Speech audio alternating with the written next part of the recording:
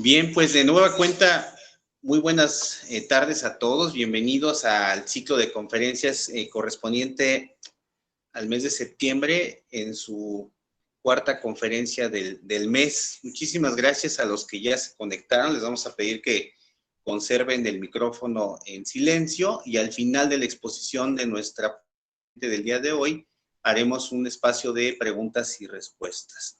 Bienvenidos todos de nueva cuenta. Especialmente quiero presentar a una persona que ya es de casa, a una académica en toda la extensión de la palabra y a un excelente servidor público que siempre colabora con las universidades de Querétaro y que especialmente en la Universidad de Londres es muy cercana. Me refiero a la maestra Gema Nayeli Morales Martínez. Voy a presentar una semblanza del amplio desempeño profesional que tiene nuestra ponente de hoy. Gema Morales es consejera electoral del Instituto Electoral del Estado de Querétaro, donde preside las comisiones de Educación Cívica y Participación Ciudadana, así como de Asuntos Internacionales. Es maestra en Gestión Pública Aplicada y licenciada en Mercadotecnia por el Instituto Tecnológico de Estudios Superiores de Monterrey, con mención honorífica por la misma institución académica. Ha sido coordinadora y autora de los libros Mecanismos de Participación Ciudadana, una experiencia global. Educación Cívica, una experiencia global. Voto nulo en México, análisis desde lo local. Segunda vuelta presidencial, una experiencia global. Y la tutela de los derechos político-electorales de pueblos y comunidades indígenas en América Latina. Estos publicados por la editorial Tirán lo Blanc. Ha sido coordinadora y autora de Estudio de Participación de la Juventud 2020, México y América Latina, en colaboración con el Instituto Electoral de Querétaro. Ha participado como especialista en educación cívica en misiones de observación electoral internacional de la Organización de Estados Americanos y ha observado diferentes elecciones y mecanismos de democracia directa nacionales e internacionales en América y Europa. Es secretaria de vinculación de la Asociación Mexicana de Consejeras y exconsejeras estatales electorales y miembro de la red de politólogas. Bienvenida, maestra Gema. La Universidad de Londres es tu casa y siempre lo será. Gracias por aceptar la invitación y quedas en uso de la voz para exponer la conferencia del día de hoy. Muchas gracias, Gema. Bienvenida. Muchas gracias, maestro Ugalde. La verdad es que sí, así me siento como de casa. Han sido ya varios años en los que hemos colaborado juntos. La Universidad de Londres ha sido una gran aliada del Instituto Electoral del Estado de Querétaro en las actividades que hemos venido realizando y que es una forma de poder ir construyendo juntos ciudadanía en la juventud y fortalecer nuestra democracia. Me da mucho gusto que nos acompañen tantos jóvenes el día de hoy. Y bueno, a mí me gustaría platicarles empezando un poquito la conferencia, la plática refiere mucho a la importancia de la participación ciudadana y en particular pues me voy a referir a la participación de la juventud, ya que hay tanto joven por aquí. Entonces, ¿por qué será importante la participación ciudadana de la juventud? A veces en algunas de las pláticas en las que he acudido a lo largo de los 6 años de ser consejera electoral con universidades, en alguna ocasión me preguntaban por qué era importante su participación.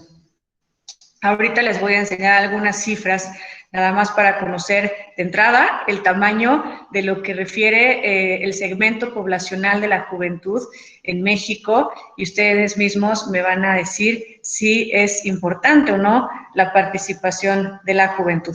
Igualmente les voy a compartir algunos datos sobre lo que hacemos en el Instituto Electoral del Estado de Querétaro. A veces hay quienes nos identifican, hay quienes nos confunden con el Instituto Nacional Electoral y hay quienes no saben qué hacemos más allá de organizar las elecciones. Entonces, bueno, voy a empezar a compartirles un poquito sobre esto. Voy a compartir la pantalla para una presentación que tengo preparada. Vamos a ver si lo logro por aquí.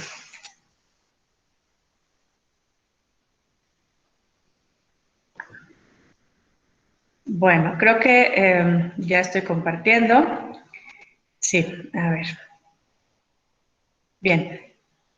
Por favor, si es que no la ven, me interrumpen y me dicen, ¿sale? Pero creo que ya se ve. Vamos a ver si puedo hacer esto grande, nada más que aquí me sale un letrerito. Que no me deja hacerla grande. Déjenme ver si lo puedo hacer por acá. Esto de la tecnología, aquí viene, aquí está. Vamos a ver. Ok, me parece que ahí está. La importancia de la participación ciudadana. Entonces, me gustaría empezar, como les comenté, compartiéndoles algunos datos. Una frase que yo repito mucho y en la que creo firmemente es que sin participación no hay democracia. La democracia, pues por supuesto, la compone la participación de cada uno de nosotros. Y no solamente cuando vamos a votar, sino en el día a día. La democracia refiere principalmente a la participación. Y en esta primera gráfica que les comparto es sobre la satisfacción con la democracia en los países de América Latina, en el estudio de Latinobarómetro, y en donde podemos ver que México se encuentra muy por debajo, aquí abajo, con un 18% de satisfacción de la democracia. Tenemos en primer lugar a Uruguay, que es un país en donde se distingue por tener altos en elecciones, así como en los mecanismos de participación ciudadana, en referéndums o en diferentes iniciativas que realizan. México, sin embargo, está pues muy por debajo y vemos que el promedio de América Latina refiere a un 30%, o sea, estamos todavía debajo de esta media, ¿no? Ahora, en esta gráfica que refiere o se preguntaba si estás satisfecho con la democracia, yo me pregunto, y aquí les dejo esta primera, digamos, alerta, ¿no? Para ir pensando, si en verdad es que no estamos satisfechos con la democracia como una forma de vida, como una forma de gobierno, o si es que quizás estamos no conformes con algunas de las situaciones en el país, que pueden ser la corrupción, que pueden ser el desempleo, la falta de oportunidades, la representación de las instituciones, de los partidos políticos, y todos estos factores tienen mucho que ver con el desarrollo de un país y quizás también, por supuesto, con la democracia. En la siguiente gráfica encontramos la pregunta que se le hizo a la gente, en donde se dice que se pregunta si se gobierna para el bien de todo el pueblo, si se cree que así es. Aquí México igualmente sigue estando muy por debajo. América Latina tiene un 21% diciendo que sí, que se gobierna para el bien de todo el pueblo, lo cual de todas formas me parece bajísimo. Y México pues con un 8%. En cuanto a la evaluación de la democracia en general, seguimos encontrando a México pues muy por debajo, está en penúltimo lugar, como definiendo a México, digamos, como que se viva una democracia plena. Aquí hay dos datos que a mí me gusta mucho compartir con la juventud, sobre todo porque me preocupa, porque me alarma un poco y porque creo que tenemos mucho que hacer todos en conjunto. En una consulta que se hizo en 2015 por parte del Instituto Nacional Electoral, se preguntaba a los chicos de 10 a 13 años si les gusta organizarse con otras personas para resolver los problemas que nos afectan a todos, solamente un 14% dijo que sí. Respecto a si piensan que México estará mejor en unos años, esto se le preguntó a jóvenes de 14, 17 años, el 58% dice que no. ¿Por qué es alarmante? Porque México lo compone, por supuesto, diferentes segmentos de la población. Sin embargo, la juventud, se dice mucho que es el mañana de cada sociedad, de cada país. Yo creo que no nada más es el mañana, sino es el hoy, es el ahora. Y tenemos un pendiente muy importante en cambiar estas cifras. Yo pensaría, o me remonto a cuando tenía esa edad, y la verdad es que creo que en aquellas épocas, estoy hablando de los 80s, 90s, en aquellas épocas creo que nuestra visión cuando éramos jóvenes de esa edad, era que pensábamos que México, claro que iba a estar mejor y que podemos trabajar juntos. Y yo ahora encuentro que hay una gran desafección por el trabajar juntos, por el pensar que estaremos mejor en unos años, ¿no? Como esta encuesta lo representa. Ahora vamos a darnos cuenta de cuál es la participación de la juventud en México. En México definimos a la juventud, y en casi todos los países, con la edad de 18 a 29 años en materia electoral, que es a partir de cuando pueden empezar a votar. Y encontramos que en las elecciones de 2018, pues participa el 54%. Es decir, tenemos en México, digamos a nivel federal, entonces más de 12 millones de jóvenes que no están acudiendo a las urnas o que no lo hicieron en las elecciones de 2018. ¿Se imaginan cuánto representan esos 12 millones de votos o de jóvenes asistiendo a las urnas? Ahí creo que esa cifra nos da cuenta de la importancia de la participación de la juventud. Claro que pueden incidir en una elección, claro que pueden decidirla, claro que su voto es importante. Aquí está la lista nominal, es de 25 millones de jóvenes que seguramente para esta elección en 2021 serán un poco más.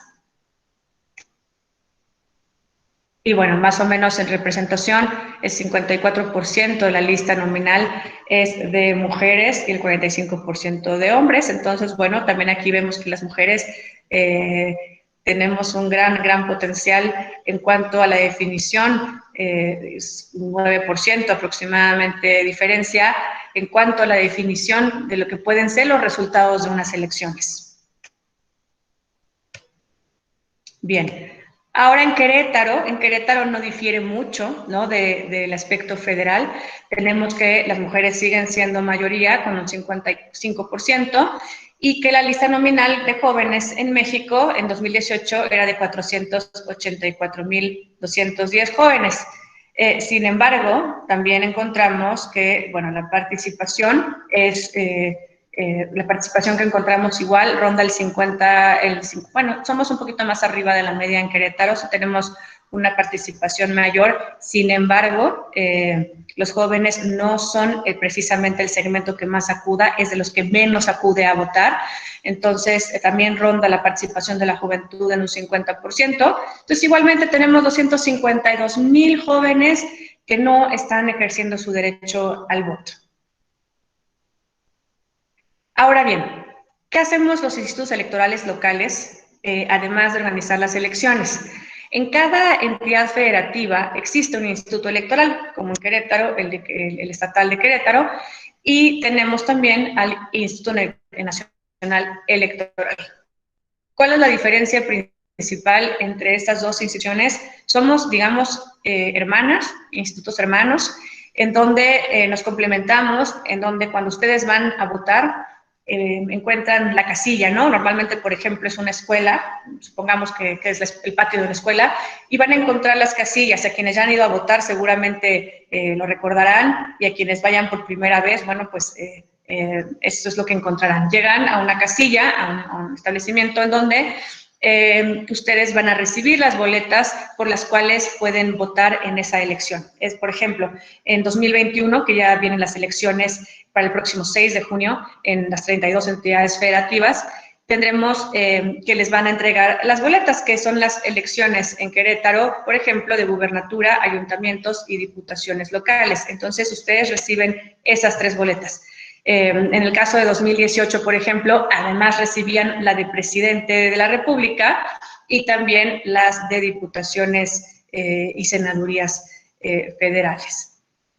Entonces, al final del día ustedes encuentran un solo grupo, digamos, en donde se les entregan sus boletas. Entonces nosotros nos sincronizamos, los institutos electorales, con el nacional para poder realizar esta actividad en conjunto.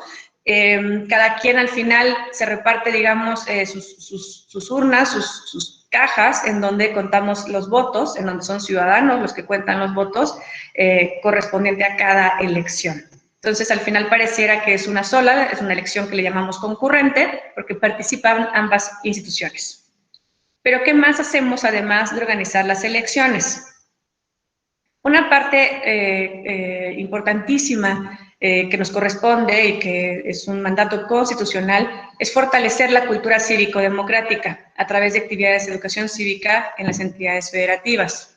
Un ejemplo es la plática de hoy, el estar cercanos a la ciudadanía y realizamos actividades para todos los segmentos poblacionales, para los grupos vulnerables, para los grupos indígenas, para los niños, para padres de familia, docentes, etcétera. También nos corresponde fomentar la participación en distintos ámbitos y en esfuerzos dirigidos a diferentes segmentos, como les venía platicando, y también garantizar la pluralidad partidista local. Un aspecto importante es que existen partidos políticos nacionales y también existen partidos políticos locales. Cada vez que tenemos una elección de gobernatura, que fue, por ejemplo, que viene, por ejemplo, ahora en 2021, después de esa elección de gubernatura, aquellas asociaciones que quieran conformarse como un partido político nos dan el aviso al Instituto Electoral.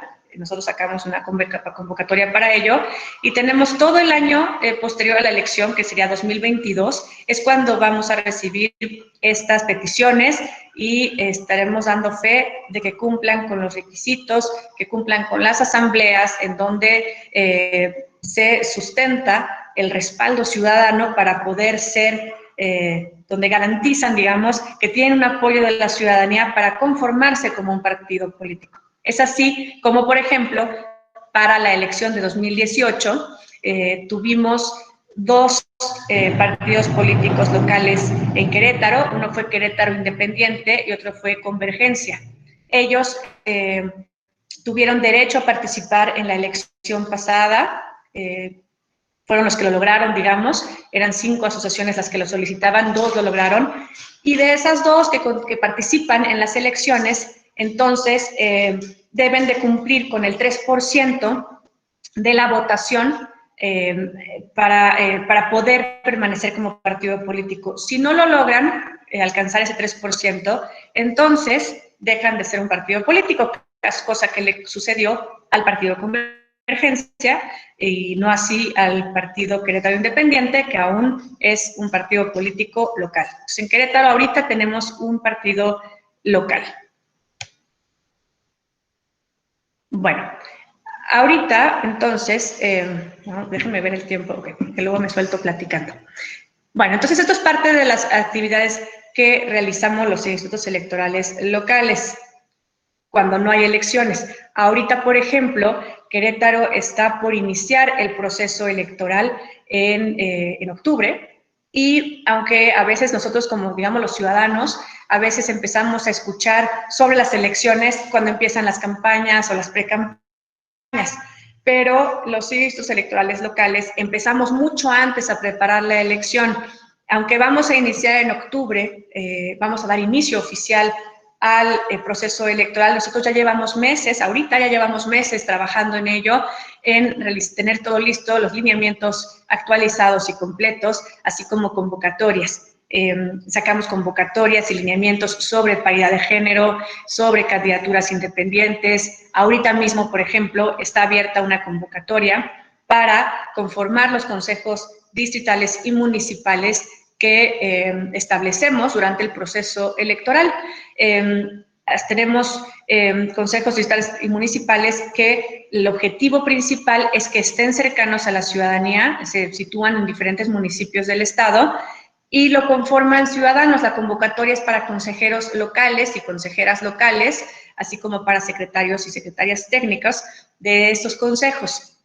Por cierto, si alguien de por aquí ya está terminando, ya terminó la carrera de Derechos, quienes sean abogados o abogadas pueden participar si tienen ya terminada la carrera para la convocatoria de secretarías técnicas, y para la de consejerías locales, ahí solamente es requisito tener más de 30 años, que tal vez algunos de ustedes no lo cumplan, pero igualmente si conocen a alguien, pues bienvenido. La idea es que los consejos los conformen la ciudadanía. ¿Por qué? Porque son quienes van a recibir los registros de los candidatos y candidatas, son quienes van a dar seguimiento a todo el proceso electoral, van a dar fe del proceso, del desarrollo del proceso, van a ayudar a organizarlo y van a ser quienes también reciban las boletas. Entonces, estos consejos cumplen una función indispensable, fundamental durante el proceso electoral. Así es que, bueno, ese ya fue un comercial que los invito a que se sumen. Y bueno, otra actividad también importante que nos corresponde es la de los mecanismos de participación ciudadana. Bueno, a mí aquí me suelto platicando, pero por supuesto si tienen alguna pregunta cuando concluya, con mucho gusto, ustedes me van preguntando. Aquí yo les preguntaría si estuviéramos en vivo, si ya conocen cuáles son los mecanismos de participación ciudadana, pero bueno, por ahora les voy a ir platicando qué son. Aquí hay algo que también les repito mucho cuando platico con los jóvenes, es que la democracia directa y la democracia representativa no se contraponen, se complementan. ¿Qué es la democracia directa y cuál es la democracia representativa? La democracia directa es cuando participamos como ciudadanía directamente en alguna de las decisiones. Ejemplo, con algún plebiscito, alguna consulta ciudadana, alguna iniciativa ciudadana, algún referéndum. Y la democracia representativa refiere a quienes nos representan como autoridades gubernamentales. Y ambas no se contraponen, se complementan, es decir, necesitamos disposición tanto de la ciudadanía para participar en la democracia directa, así como de quienes nos representan para poder, pues, lograr que se lleven a cabo estas gestiones. Les voy a platicar un poquito también sobre esto más adelante, sobre los mecanismos. Y bueno, ¿cómo podemos fortalecer la participación? Al inicio les comentaba sobre las cifras, ¿no?, que representa la juventud y también las cifras de participación. En este sentido, ¿cómo podemos fortalecer la participación y por ende la democracia? Recientemente hicimos en el Instituto Electoral del Estado de Querétaro, junto con el Programa de Naciones Unidas para el Desarrollo, un ejercicio que nos tomó pues casi un año, lo iniciamos en noviembre del año pasado y lo concluimos en agosto, en donde quisimos conocer de viva voz de la juventud cuáles son sus hábitos de participación, sus motivaciones, sus percepciones. Y la idea principal era poder conocer de viva voz de la juventud estas inquietudes, estas respuestas, para como autoridades poder tomar las acciones necesarias para poder estar más cerca de la ciudadanía, poderles escuchar. Estos espacios son necesarios y se hicieron a través de grupos focales. Son importantes estos espacios porque la participación creo que se fortalece en la medida en la que estamos cercanos, en la medida en que conocemos los procesos. Yo creo que ahí es difícil que participemos en algo cuando no conocemos cómo se realiza o no conocemos qué es. Entonces, tuvimos oportunidad de escuchar a muchos jóvenes. Este estudio se llevó a cabo con 20 entidades federativas que se sumaron al proyecto con nosotros, otros 20 institutos se sumaron, y también se sumaron 8 países de América Latina. Entonces, tuvimos un total de 103 grupos focales y más de 1,200 jóvenes participando, opinando y diciéndonos cuáles son sus percepciones. Un aspecto que les quiero compartir, que a mí me parece también muy relevante, entre los datos que nos fueron arrojando el estudio, por un lado, es que la juventud nos mencionó como una constante, el que para participar, les preguntábamos en un punto del grupo focal, ¿qué les desmotivaba a participar? ¿Por qué no estaban participando? Y prácticamente el 30% nos dijo que lo que principalmente les desmotivaría es que su opinión no sea tomada en cuenta. Yo creo que aquí de entre los que nos escuchan el día de hoy, creo que quizás muchos se sientan identificados o compartan esta cifra.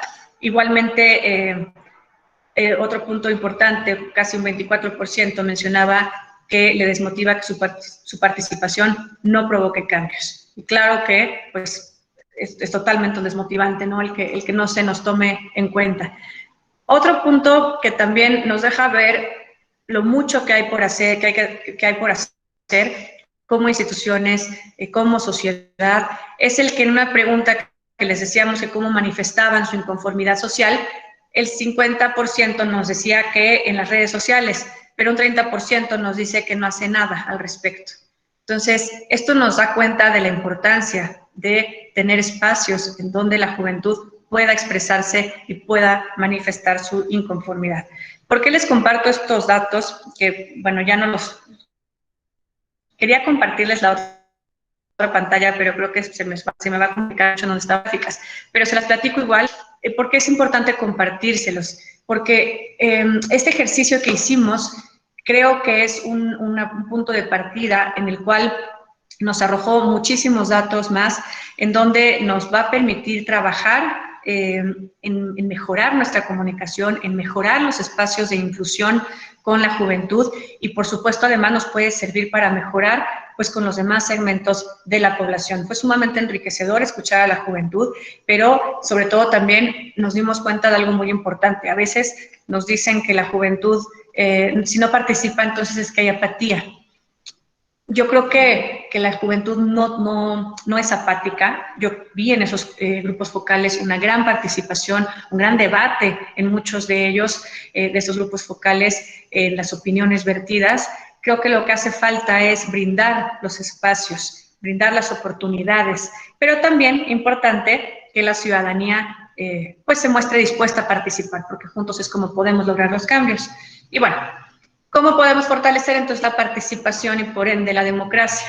Una parte muy importante es la comunicación. Es importante que acerquemos como instituciones la información, que fomente el conocimiento, y en ello hemos estado trabajando.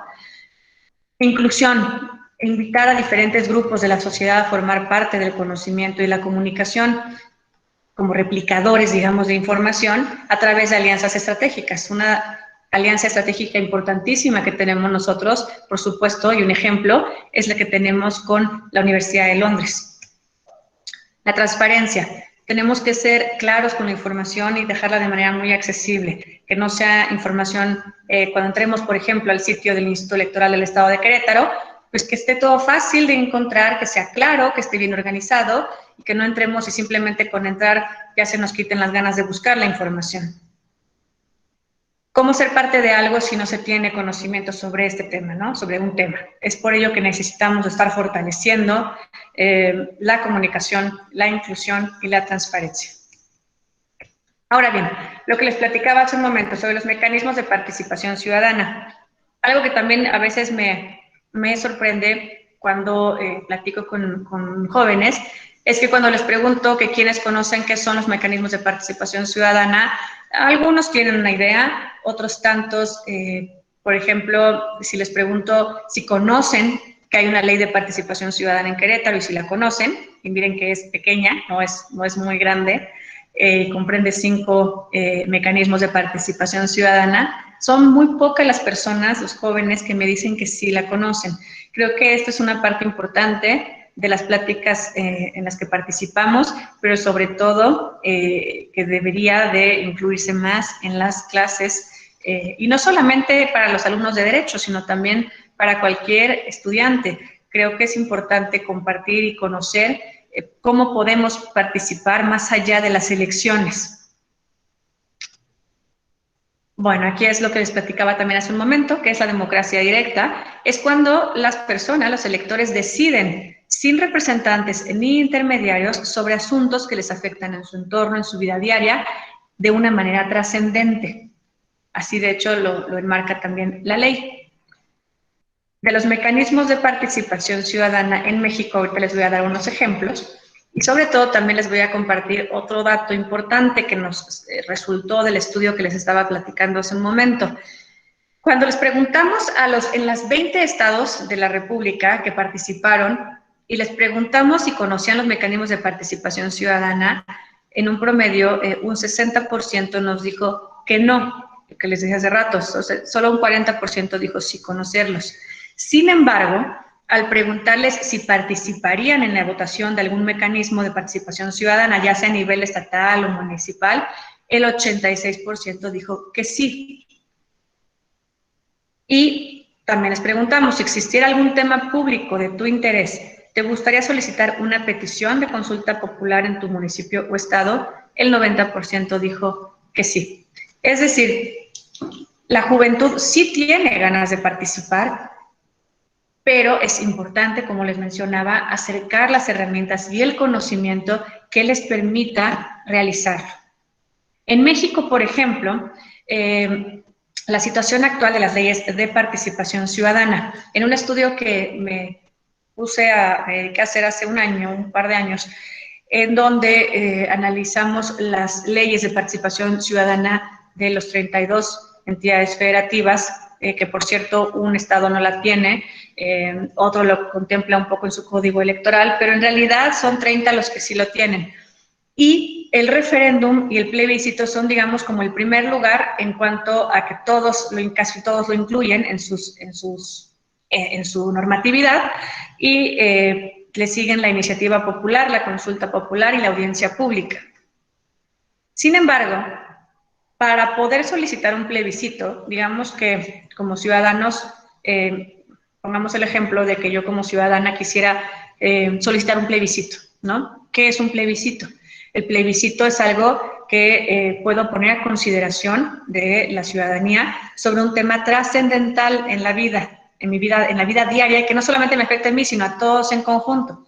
Tiene que ser algo congruente y que todos compartamos esa inquietud, ¿no? Entonces, o sea, por ejemplo, no puedo pedir un plebiscito sobre algo que solo me afecta a mí, ¿no? Sobre, digamos, el coche que siempre se estaciona en mi cochera, ¿no? ¿Qué se puede hacer al respecto? Pues no, tiene que ser algo que nos impacte a todos. Entonces, para solicitar un plebiscito, para darnos una idea, en Querétaro, para que un ciudadano o una ciudadana soliciten un plebiscito, se requiere el apoyo del 3% de la lista nominal. Entonces, es una gran cantidad de gente, de personas, de firmas que tendríamos que reunir. En promedio, en México, sin embargo, es el 4.5% para solicitar un plebiscito. O sea que estamos no tan altos como la media, y sin embargo, en algunos estados ya han reformado estas leyes de participación ciudadana y requieren el mínimo de un 0.4% de la lista nominal, y el máximo, que ese fue un estado en donde la ley pide todavía el 25% de las firmas, ¿no? De la lista nominal. Para un referéndum tenemos que en Querétaro es igual, el 3% para solicitarlo, en promedio es un 5.7% y también oscila desde un 1% hasta un 20%. Y las iniciativas ciudadanas, el promedio es del 3.6%, oscilando entre el 1 y el 20%. ¿Por qué les platico estos números? Porque encontramos que cada entidad federativa, por una parte, bueno, conoce sus particularidades y tiene su propia ley. Sin embargo, algunas brindan, digamos, una mayor y mejor opción de poder llevar a cabo más, digamos que es como más lograble el poder solicitar estos mecanismos de participación ciudadana, y en otros, bueno, pues de plano, casi por no decir imposible, ¿no? Un 25%, pues sería una labor titánica. Bien, en México, ¿cómo andamos en materia de participación ciudadana, los mecanismos? ¿Qué se ha hecho? En México, por ejemplo, una de las más recientes fue la consulta popular que hubo en Nuevo León en 2018, y en Jalisco también hubo una consulta popular. Aquí estos dos ejercicios difieren en una cosa importante. La de Nuevo León la solicitó el gobernador del estado y era para... No sé si alguien la escuchó por ahí, pero bueno, era para consultar a la ciudadanía si se ponían teléfonos de emergencia en los parques. Y en Jalisco lo solicitó la ciudadanía en 2017 y solicitaban para un municipio, si no mal recuerdo, a Zapopan, en donde la ciudadanía pedía, como ahí en Jalisco es uno de los estados que piden un porcentaje bajito, que es el del 0.4%, para poder que la ciudadanía solicite esta consulta, lograron las firmas, que eran creo que de 1000 firmas, una cosa así, no me acuerdo, pero era, vamos, era lograble. Lo hicieron, la ciudadanía lo solicitó y querían consultar, ponerlo a consulta pública, si el hecho de que no se quitara una ciclovía, que el gobierno pretendía quitar, y pues toda el grupo, digamos, de ciclistas y de la ciudadanía que apoyaba en las ciclovías, se juntaron para poder solicitarlo, lo lograron y además ganaron en cuanto a que no se quitara la ciclovía. En el caso de Nuevo León, nada más aquí comentarles un dato curioso, es que algo bien importante en las consultas es digamos, un poco la conciencia en saber que organizar consultas también representa un costo para pues, la federación o el Estado, el organizarla, el realizar todas las gestiones. Y algo importante, pues, es que no nos salga más caro, ¿no?, la consulta que el ejercicio de realizar lo que se va a consultar. A ver si me doy a entender. Se preguntaba si a la ciudadanía le gustaría que se pusieran esos teléfonos de emergencia en los parques, y el costo que resultó de la consulta popular, que ahorita no me acuerdo exactamente cuánto fue, pero el costo que resultó de organizar la consulta era más caro que si simplemente hubiera tomado el gobierno la decisión de poner los teléfonos, ¿no? Entonces, hay cosas que son perfectibles en la normatividad, en las leyes, para que estas cosas no ocurran. Otro ejemplo de los mecanismos de participación ciudadana es el presupuesto participativo. Ese no está en la ley en Querétaro, está en algunos estados, pero principalmente está en la Ciudad de México, y que ya lleva algunos años realizándolo, en donde se realiza cada año, en donde la ciudadanía puede participar de dos formas. Una es cuando se expide la convocatoria por parte del Instituto Electoral de la Ciudad de México, en donde pueden proponer los proyectos de mejora de sus colonias, de sus delegaciones. Y la otra forma, pues, es ir a votar por el mejor proyecto. Entonces, una vez que se realiza esto, que es cada año, el proyecto ganador, hay un presupuesto en donde la delegación claro, son alcaldías, dan un 3% del presupuesto total que tienen, un 3% corresponde al desarrollo de los proyectos ganadores. Entonces, es una forma importante en la que la ciudadanía puede incidir.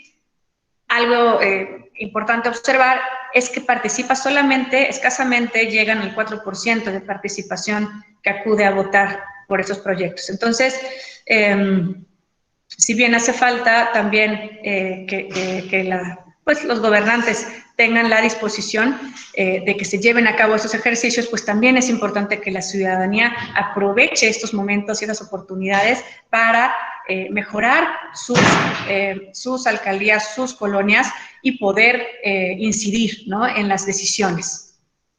Otro ejemplo son los plebiscitos que se han llevado a cabo. Un ejemplo es en Yucatán, que se llevaron a cabo hace ya algunos años, en 2011, en 2013, hubo otro.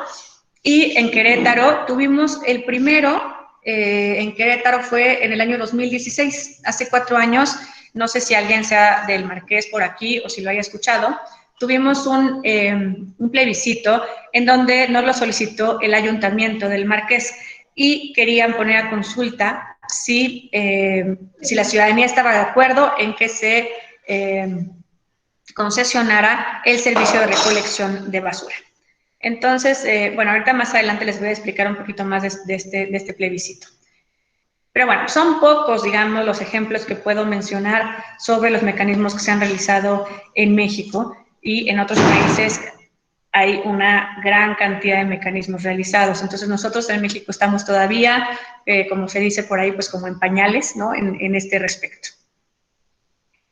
Un punto importante a destacar es que estos mecanismos de participación ciudadana son organizados y ejecutados por las autoridades electorales, ya sea locales, de acuerdo a la normatividad local, y también, pues, federal, también tiene su normatividad, que es más bien en materia de consulta popular. Pero, ¿por qué los organizan los institutos electorales? Yo les diría que por pues, dos razones principalmente. Uno, de entrada, es porque está así mandatado por la ley y tiene la lógica de que somos quienes contamos con la experiencia para poder llevar a cabo estas votaciones. Al final del día es una votación.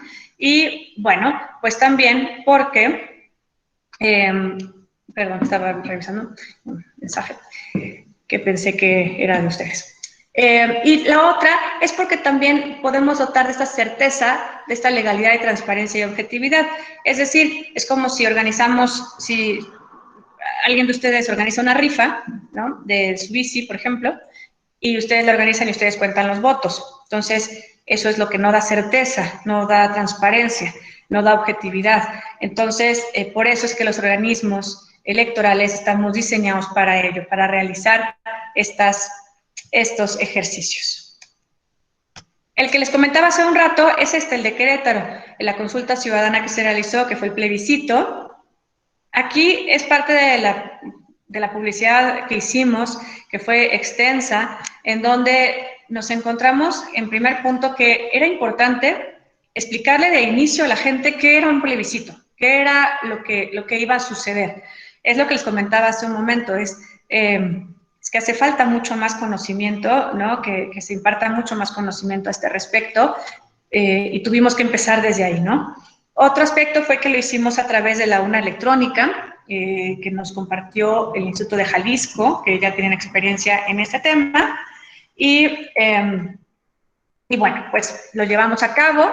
Aquí les cuento que para hacer el plebiscito, que consiste, digamos, cuando vas y votas, cuando es el día de la votación, que fue el 16 de octubre de hace 4 años, es una pregunta nada más y donde la respuesta debe de ser sí o no. Para ello, el ayuntamiento nos propone la pregunta y nosotros como Instituto Electoral definimos si está bien planteada, si es entendible, si es correcta, y fue la que se lanzó. Entonces, la ciudadanía responde sí o no, y les cuento que participó casi un 14% de la población de la lista nominal del Marqués, que, bueno, poniendo, digamos, en consideración las cifras que les acabo de platicar, pues podría pensarse que fue un exitazo, ¿no? Porque fue un 14% contra un, por ejemplo, 4% del presupuesto participativo de la gente que participa, pero yo sigo creyendo que pues es sumamente poco. Y por otra parte, contarles que el resultado que ganó fue el no. La gente dijo que no quería que se concesionara, y entonces el ayuntamiento decidió hacer, digamos, caso al resultado. ¿Qué pasa con el resultado? Para que el ayuntamiento se viera, digamos, obligado o vinculado a lo que haya decidido la ciudadanía, para ello debía de haber participado el 40% de la lista nominal y solo participó el 14%. Entonces, sin embargo, bueno, el ayuntamiento decidió escuchar a la ciudadanía en ese momento. Bueno, igualmente aquí la democracia participativa, para que existan estos mecanismos de participación ciudadana, se requiere voluntad política, sí. Ya les presenté, ya les platiqué sobre los porcentajes que hay en las normatividades. Esos porcentajes pues requieren voluntad política para hacerse, para cambiar, pero también voluntad ciudadana. De nada sirve que estén a disposición si no se pueden utilizar porque estén inalcanzables, ¿no? Como esos 20%, 25% de respaldo que se necesita, o porque la ciudadanía pues no acuda a votar. Para darnos una idea también de cómo funciona en otros lados, en otros países, les quiero platicar estos ejemplos. En República Checa, que es una democracia relativamente joven, ¿no? Encontramos que, por ejemplo, en 2014, en solo un año, se llevaron a cabo más de 40 referéndums locales, 40. En Estonia, por ejemplo, ya se vota de manera electrónica desde hace varios años, y también la ciudadanía puede, bajo una plataforma muy sencilla, la ciudadanía arriba de 16 años puede proponer modificaciones, propuestas de ley al Parlamento, y entonces es muy fácil que las ingresen y, bueno, algunas sí ya han pasado al Pleno para tomarlas en consideración cuando son viables. En el Reino Unido se realizó también el Brexit en 2016, que bueno, ese ha sido un tema largo, un tema que a la fecha pues todavía no se resuelve. ¿Y qué pasó con el Reino Unido? Bueno, que en el momento en que se hizo el Brexit, parte importante es informar bien a la ciudadanía sobre su decisión. ¿Qué pasa si decides que sí? ¿Qué pasa si decides que no? ¿Cuáles son los efectos? ¿En qué repercute en tu vida diaria? Y creo que aquí faltó un poco de información para la ciudadanía, porque ahora, pues, en encuestas que se han realizado últimamente, la ciudadanía mejor prefiere no salirse de la Unión Europea cuando ya se votó y ganó el sí. Venezuela también es otro ejemplo que encontramos en este, bueno, este es un libro que les quería recomendar, que está en la, bueno, estamos ahorita en pandemia, pero está en la biblioteca de las universidades, por ahí también lo compartimos con la Universidad de Londres, en donde vienen, son como 25 ejemplos, si no mal recuerdo, de diferentes países, de qué han hecho en sus países en mecanismos de participación ciudadana, y viene también el caso de Venezuela. En Venezuela, aquí se los comparto porque hablando, ¿no?, de la voluntad política para que se lleven a cabo los mecanismos, en la ley de Venezuela sí está, por ejemplo, la revocación de mandato. Sin embargo, para que la ciudadanía pueda solicitar la revocación de mandato, requiere juntar más de 3 millones de firmas en un periodo de tiempo sumamente corto, que eran unos cuantos poquitos días. Entonces ahí lo explican maravillosamente lo que es inalcanzable, ¿no? Sí está en la ley, pero bueno, es inalcanzable el realizarlo. Entonces, bueno, ya para terminar, ¿qué nos toca hacer a la ciudadanía? Básicamente es una palabra y es participar. Participar en nuestro entorno, participar en nuestro día a día, participar en nuestra, no solamente en las elecciones, sino en todo lo que podamos mejorar y construir.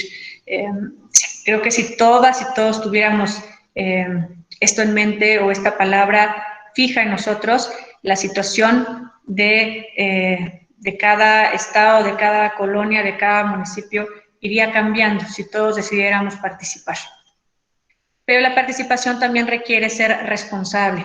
Necesitamos informarnos, por ejemplo, antes de difundir información.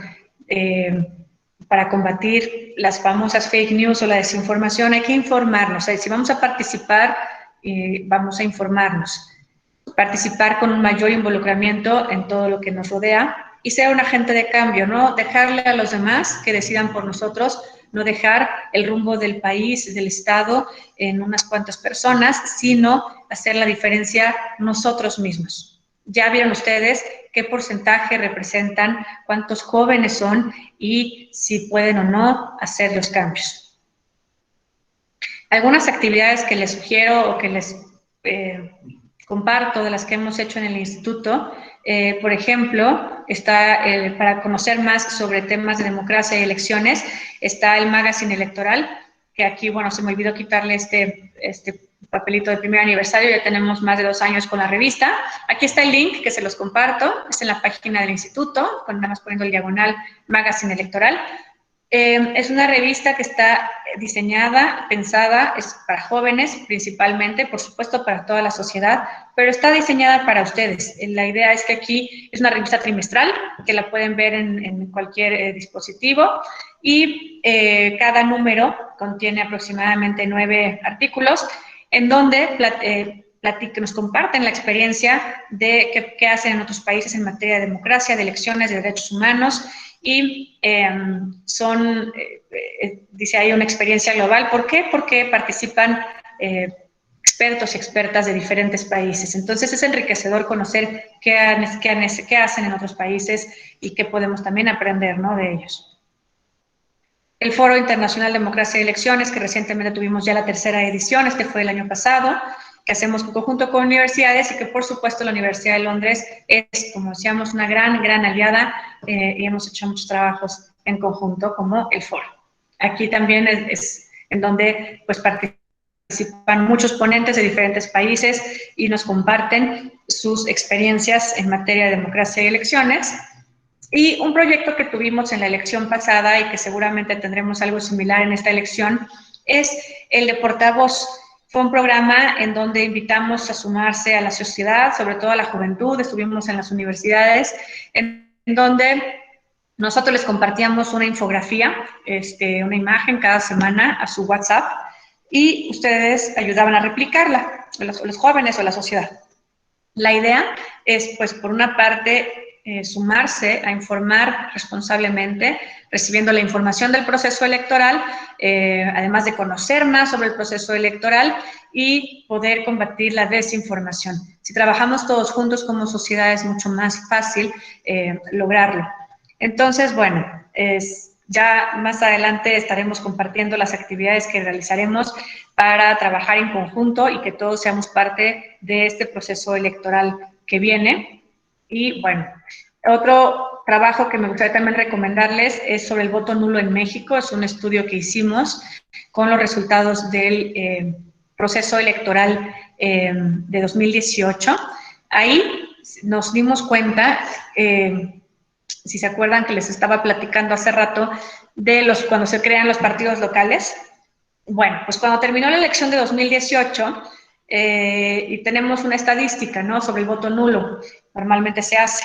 El voto nulo es aquel que la ciudadanía decide llegar y tachar la boleta completamente porque sí voy y participo, pero bueno, no quiero a nadie de la boleta, entonces se anula el voto. O también nos dimos cuenta, pues, que algunos son por error, sin querer, la ciudadanía anuló su voto.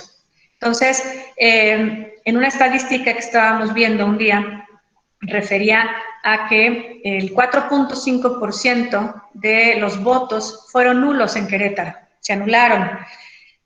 Y un partido político local, para permanecer, yo les platicaba, que requiere el 3% de la votación. Entonces, el voto nulo le ganó a un partido político para permanecer, que en este caso, como les decía, sí hubo un partido político que no lo logró.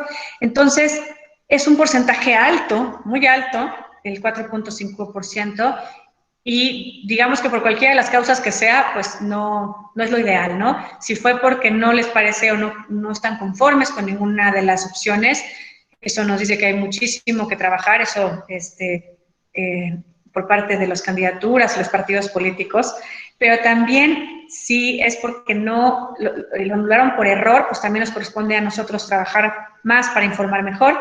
Y les cuento que en este libro pues también se sumaron 17 entidades federativas a realizar el estudio con nosotros.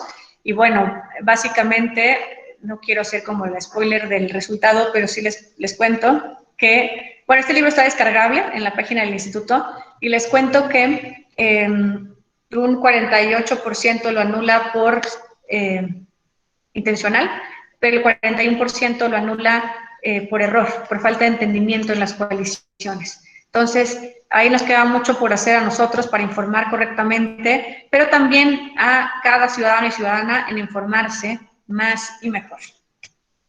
Bueno, pues hasta aquí voy a parar de platicar para que ustedes puedan también pasarnos sus preguntas.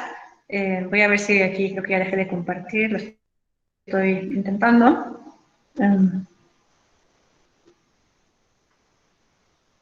Vamos a ver si sí dejé de compartir. Sí dejé de compartir, ¿verdad?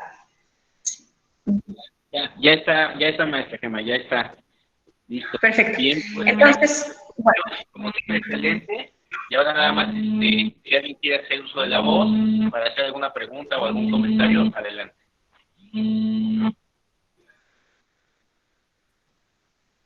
Maestra, buenas tardes. Habla Paulina Marroquín. Es un gusto, un honor siempre. ¿Cómo estás, Paulina? Muy bien, muchas gracias, maestra. ¿Y usted? Muy bien, muchas gracias. Qué gusto verte por aquí. Igual a mí, maestra, que esté compartiendo este tipo de temas con los universitarios, en general con la Universidad de Londres. Y mi pregunta es, yo metí mi documentación para pertenecer a la convocatoria de las secretarías técnicas. pero en el punto de escolaridad me pide el título en Derecho. En este caso, el licenciado Gale me hizo favor de hacerme una constancia en el que estoy en proceso de titulación junto con mi historial académico. En esta parte me pone subsanar, ya que me lo rebota por default porque no es el título. ¿Qué se podría hacer ahorita en este caso? Digo, estamos en la contingencia y obviamente pues todo se paró porque estamos en ciertos trámites y mi trámite de titulación está en un stand-by ahorita. ¿Qué es lo que puedo hacer en este caso? Ok, mira, yo te recomendaría, no sé si, pues ya te comentaron que había que subsanar ese tema, ¿verdad? Ok, yo ahí te sugeriría que sí, mira, aquí en la convocatoria, en los correos y teléfonos que seguramente ya conoces, sí es importante que te comuniques o busques para que no se vaya la oportunidad. Ahí es mucho la decisión en base, los requisitos, digamos, son en base también a la ley y al lineamiento. Entonces, más allá de la decisión de una persona, pero yo te recomendaría que lo expongas puntualmente, ¿no? Si ya está, porque si tu trámite ya está, más bien, si el documento ya está en trámite, te habría que ver, ¿no? Las fechas en que se ingresó, etcétera. No sé cuál sería exactamente es un caso muy puntual, muy específico, pero sí te recomendaría buscar con Secretaría Ejecutiva o con la Dirección de Educación Cívica o Dirección de Organización Electoral que están llevando a cabo estas convocatorias para que puntualmente puedas dar seguimiento y puedan apoyarte a dar seguimiento al caso, ¿sale? Y que ojalá y sí pueda aplicar, porque si ya concluiste, creo que puedes cumplir con los requisitos, sin embargo, te pediría sí acercarte directamente y buscar, ¿sale? Para que no se vaya la oportunidad.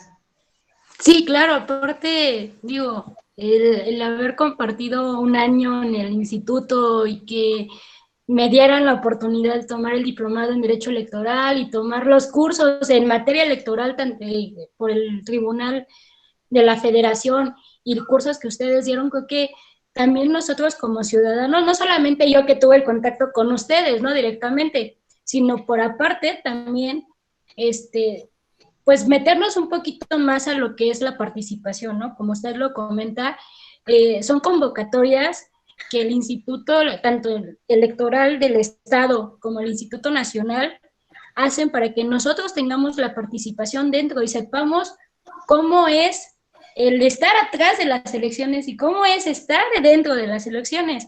Así estando en las secretarías, como técnicos, como ayudantes, como auxiliar, no sé, son creo que puntos que nosotros como ciudadanos nos podría beneficiar, no solamente para conocer un poquito más de lo electoral, sino como ciudadanos decir, pues me conviene hacer mis votaciones, ¿no? Como para elegir y para tener eso, porque es lo que tenemos, ¿no? O sea, es un derecho, es una obligación y creo que también es derecho de nosotros conocer un poquito más de nuestra democracia y por eso es la participación de nosotros como ciudadanos hacerla también responsable en materia electoral.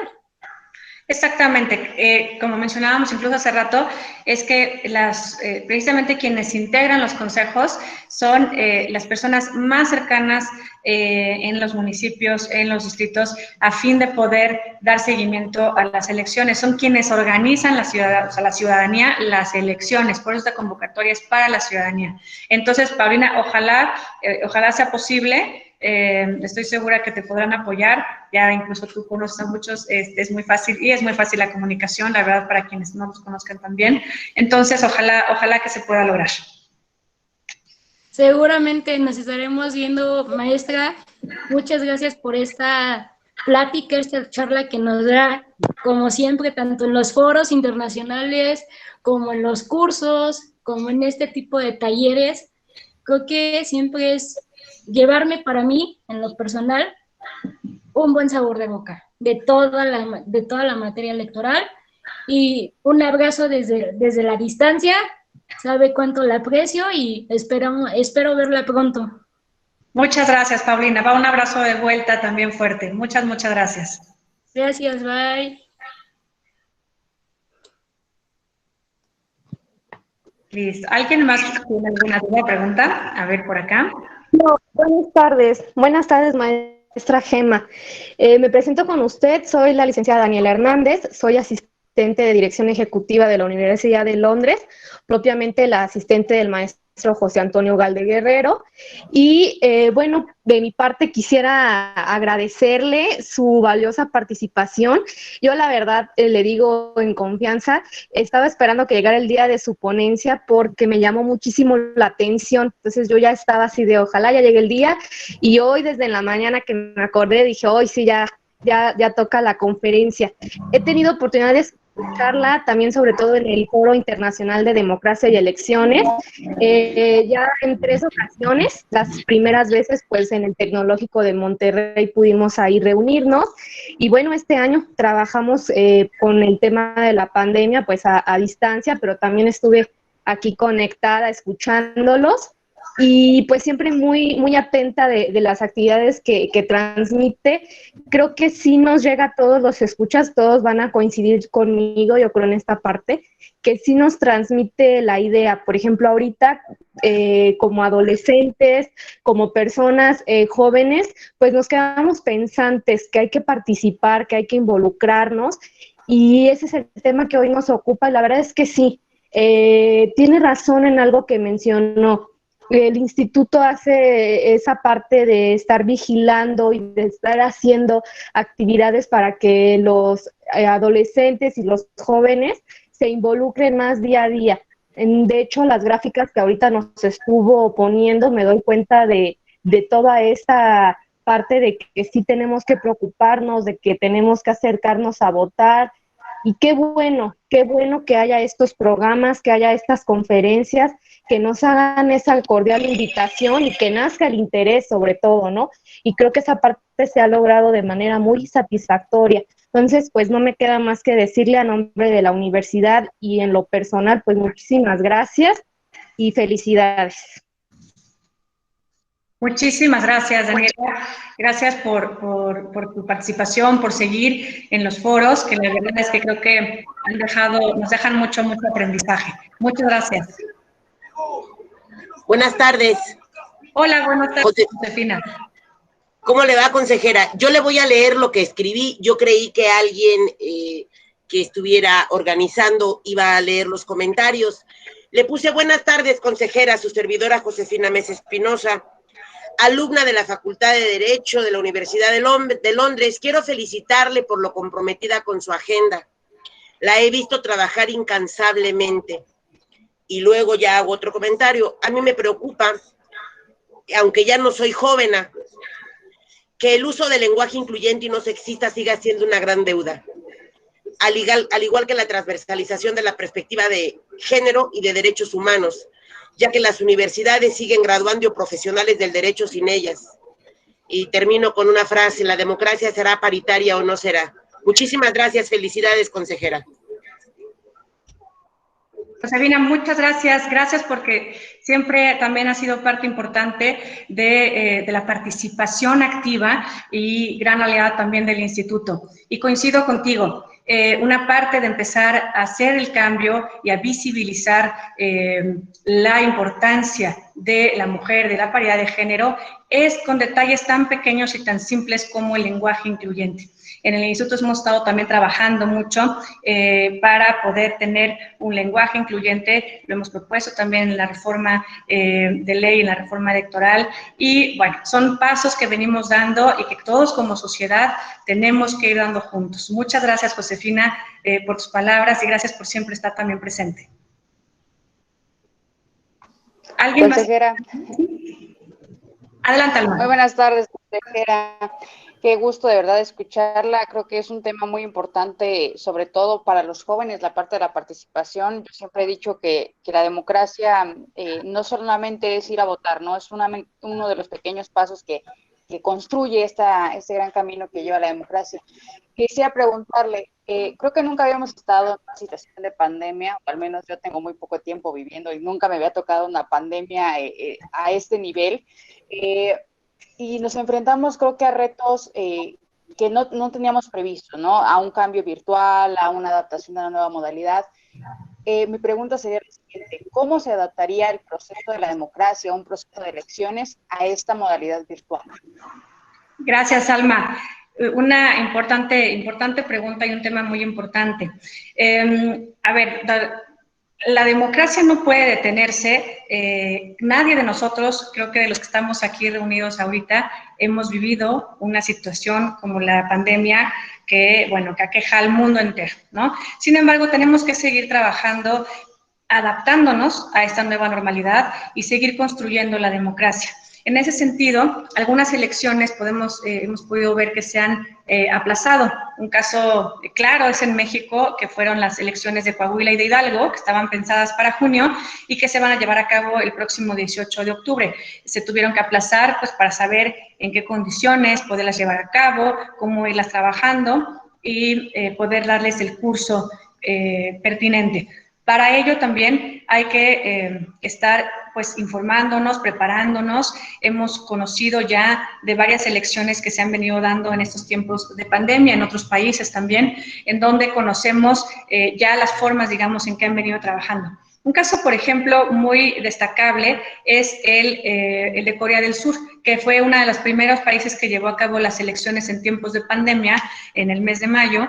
Y contrario a lo que pudiera pensarse, la participación ciudadana no bajó, incluso aumentó. Otro caso también fue el de Polonia, en donde también la participación aumentó. Entonces, muchas veces nos han preguntado también si consideramos o creemos que la participación va a bajar. Yo creo que no es un factor que tenga que ser.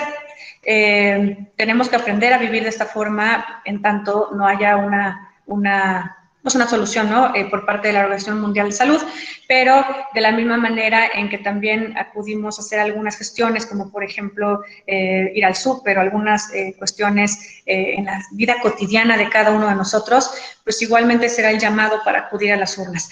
Las elecciones de 2021 para el resto de las entidades federativas está programada para el 6 de junio. Por un lado, estaremos viendo si es que ya para ese entonces la situación sigue igual. Eso por un lado, nos estamos preparando con miras de que así sea. Nosotros no sabemos si la situación va a cambiar. Si cambia, pues bueno, será una gran ventaja para todos, pero si no, nos estamos preparando ya con miras a que sea bajo esta nueva normalidad. Hay aspectos que tienen que tomarse en cuenta para poder considerar y evitar y cuidar, digamos, a la ciudadanía. Uno de los aspectos fundamentales que yo encuentro en los retos en la organización electoral en tiempos de pandemia es precisamente en las casillas en donde debe de haber suficiente espacio, estar al aire libre después de ser posible, pero con la secrecía del voto, o si es en salones de clases, que estén más, digamos, abiertos, más salones de los de costumbre para poder evitar, digamos, las aglomeraciones, igual que afuera de las casillas, evitar las aglomeraciones. Podemos también, en algunos países se han llevado a cabo horarios incluso especiales para adultos mayores, para la votación. Se ha extendido el horario también en algunos países o han tomado medidas como también una hora especial para aquellas personas que estén contagiadas. Entonces, y bueno, por supuesto, todas las medidas de sanitización que ya conocemos, pero bueno, las condiciones se deben de generar para que se puedan llevar a cabo las elecciones. Ahora, ¿qué pasa también, por ejemplo, con las campañas, con las candidaturas? Pues gran parte de ellas, si la pandemia continúa, para ese entonces, veremos un cambio también importante, lo estamos viviendo ya con Hidalgo y con Coahuila, en donde algunas de las candidaturas se vuelven un tanto virtuales, ¿no? Un tanto no presenciales, no mítines gigantes, ni nada de lo que estábamos acostumbrados. Entonces, aprender a hacerlo de esta forma, pero también tomar lo bueno de esta situación. Las nuevas tecnologías a las cuales ya nos estamos acoplando y adaptando y conociendo, como mencionaba hace rato Josefina, muchos no somos tan jóvenes o jóvenes, pero nos estamos adaptando a estos cambios y podemos estar incluso más cercanos o llegar a mucha más gente a través de las plataformas digitales. Entonces tendremos que ir tomando el aprendizaje de quienes ya las han llevado a cabo, por supuesto, las recomendaciones de la Organización Mundial de la Salud y aprovechar las tecnologías también por las ventajas que nos brindan. Gracias, Alma. ¿Alguien más tiene algún comentario, duda? Licenciada de Everardo. Hola, Everardo, buenas tardes. Desde el populoso municipio del Marqués, licenciada, donde se hizo el ejercicio hace 4 años. Así es. Que de hecho es referente nacional, licenciada, ese ejercicio que el Instituto Electoral de Querétaro realizó. Primero un gran trabajo, ¿no? Porque primero nos enseñaron qué es la democracia directa, qué es un plebiscito, que eso no es era parte del municipio, que etcétera, etcétera. Un gran trabajo y una gran concientización que realizó el instituto, licenciada. Y mi pregunta es la siguiente, bueno, 2 preguntas. En ese sentido de la democracia, que es la elección de los servicios que puede tener el ciudadano, ¿no será posible realizar este mismo ejercicio en un fraccionamiento conocido como La Pradera, que tienen una concesión de agua que les dicen, ahora vas a contratar con Aqua y no vas a contratar con la CEA? Y preguntarle, ¿no sería un ejercicio democrático decirle a la ciudadanía, bueno, ¿tú cuál quieres? ¿Cuál necesitas? ¿Cuál es tu deseo? ¿Cuál es el que cumple tus satisfactores y no es el que te concesiona o te impone el Estado, el gobierno, el municipio? ¿No sería ese un buen referente y una vez más el Instituto Electoral de Querétaro ser referente nacional en cuanto a la participación ciudadana, la democracia, etcétera? Y bueno, sí. Perdón, y tenía otra pregunta, pero como guste, si me contesta eso primero. Si quieres, de una vez.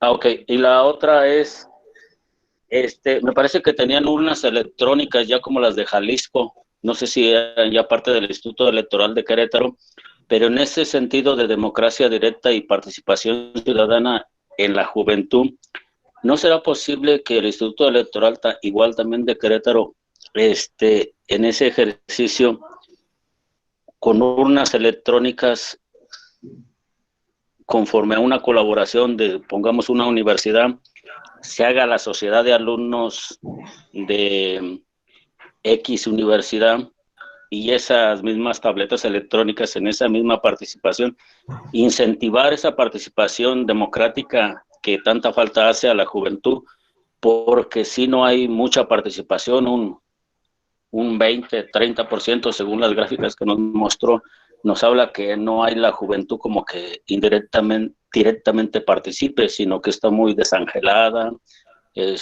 no tiene confianza en los políticos, no tiene confianza en la participación política, etcétera, etcétera. ¿No sería alcanzar o incentivar un poquito la participación democrática en nuestro país por medio de las universidades, licenciada? Claro, sin duda. Voy a referirme primero, si quieres, a la segunda pregunta. Sin duda, la verdad es que ya desde hace un par de años, si no me equivoco, tenemos el voto móvil que ha promovido el Instituto Electoral del Estado de Querétaro, en donde precisamente se ha realizado con las universidades para seleccionar y ayudarles a organizar sus mesas directivas de alumnado. Entonces, sí, ya lo estamos llevando a cabo.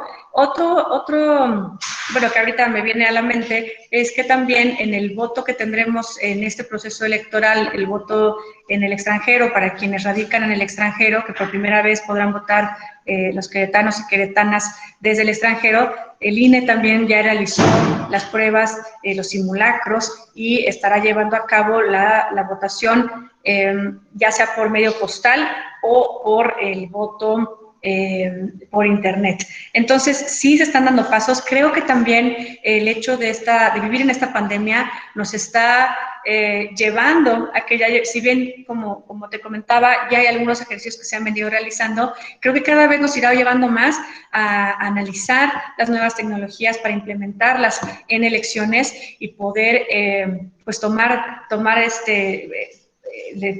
la ventaja, ¿no?, de las nuevas tecnologías para implementarlas en elecciones. ¿Qué es lo que de repente falta en eso? ¿Cuál sería un factor fundamental? Es la confianza. La confianza es un factor importantísimo para que se puedan llevar a cabo las elecciones por vía remota.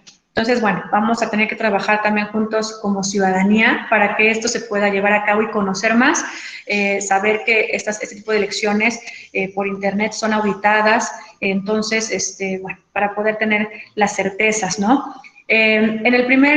Respecto a tu primera pregunta, también cualquier tema que sea importante, trascendental para la vida de la ciudadanía de una demarcación territorial, puede ser sujeta, por supuesto, puede ser sujeta a consulta.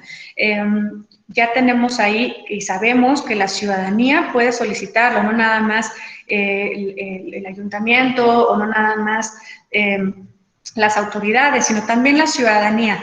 Pero para ello, pues hay que también, como les decía, estar bien informados. La ley en materia de participación ciudadana del Estado de Querétaro está muy accesible, es muy amigable, muy entendible, es corta incluso. Entonces creo que como un primer punto es conocerla más para poder saber qué es lo que tenemos que hacer, ¿no? Exactamente para poder llevar a cabo o solicitar, hacer esta petición al instituto. Pero por supuesto, pues ahí están los mecanismos y ojalá que cada vez se utilicen más y de mejor manera y participe pues mucha más ciudadanía.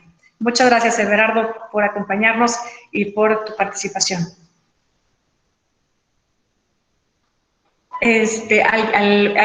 ¿Alguien más? ¿Alguna pregunta? ¿Duda?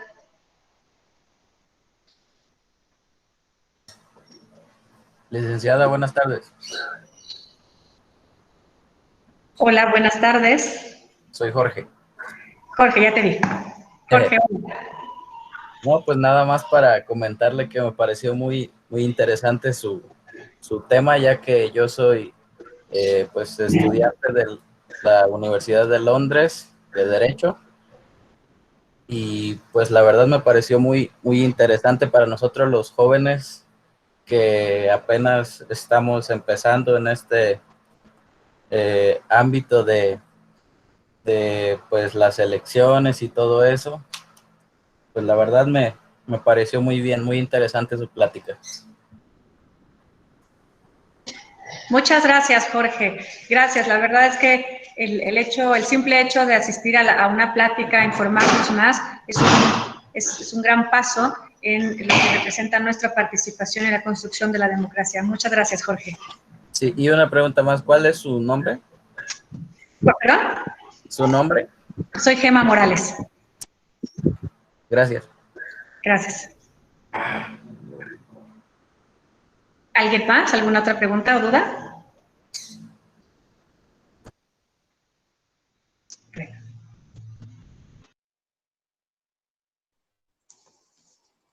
Bien, maestra Gema, muchísimas gracias. Me parece que ya no hay más intervenciones.